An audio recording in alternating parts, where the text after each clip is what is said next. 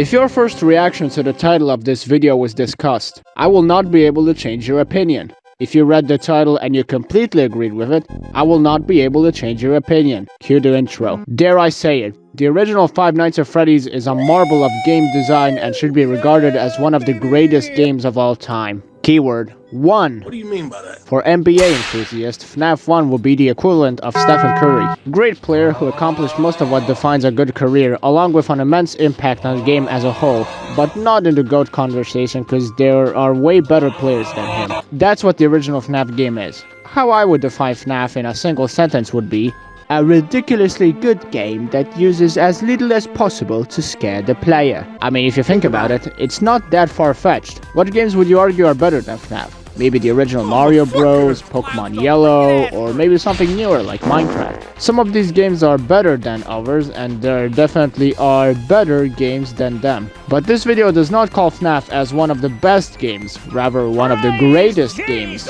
which aside from being a work of art in terms of production, also impacted the world in such a major way that it developed a legendary status. Now comes the part of the video where I dissected and explain what makes FNaF such an amazing work of art.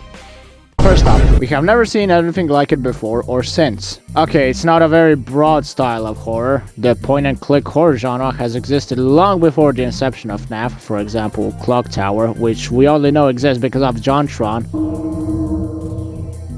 Clock Tower? That's not very scary.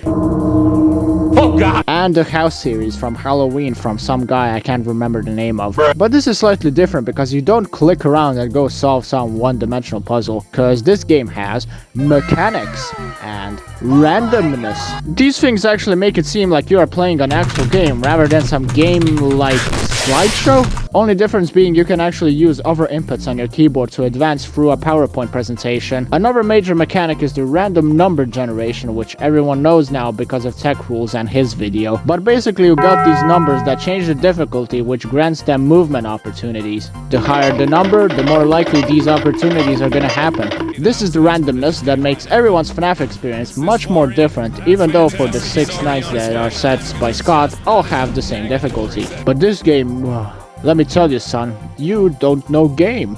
I know game. You got a monitor, 2 lights, and get this, 2 doors, 3 different input thingies. That doesn't sound like a lot, but when you factor in the absolute insanity that later nights give to you, this situation becomes more and more common. Holy shit, I don't know where Foxy is. What the hell is Chica doing in the kitchen? Oh no, Freddy's already in front of my office. What the fuck? Why is Foxy already almost out of here? What's going on? Oh, that happened. Finally some peace and quiet. I guess now I could contemplate what I've done wrong. Oh yeah, this game is scary as balls. The low drown of a lurking presence. The irony of you, the security guard being scared of some kids in an undead animatronic form whose only methods of communication are bloody murder. Picture this scenario. It is 2014, and you see someone by the name of Fishbach or something play this little indie horror game called Five Nights at Freddy's. You decide to see what all the talk is about and use your hard-earned money by cleaning the dishes mom asked you to do and install FNaF. You press new game and you are greeted with an office. There are 2 doors that lead into black nothingness. You open the cameras and you see them. I don't think I have to paint a better scene for you. You fucking do it, I'm not a psychiatrist. So we have established that FNaF has simple but incredibly effective gameplay, and also that it has an unrivaled atmosphere and vibe. But what else does it have going for it to deserve the title as one of the greatest games of all time? Well, that will be the sparse hints of a story the game establishes. Think about this for a sec. If Scott didn't have the lightbulb idea of adding little hints of a wider story, we wouldn't have FNaF as we know it today, for better or for worse.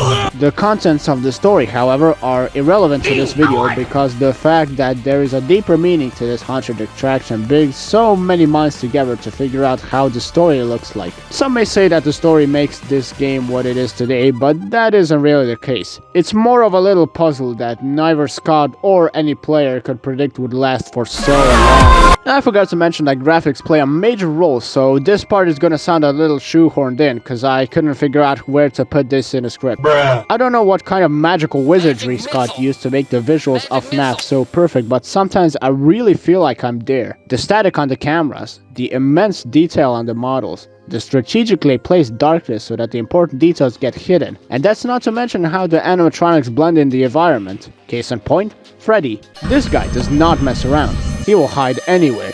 He may be in some random corner of the screen with just his eyes being visible. Or he could hide in the girls' bathroom. Why are you judging? Are transgender animatronic killer robots too liberal of an idea for your tiny brain to compute, ass crack?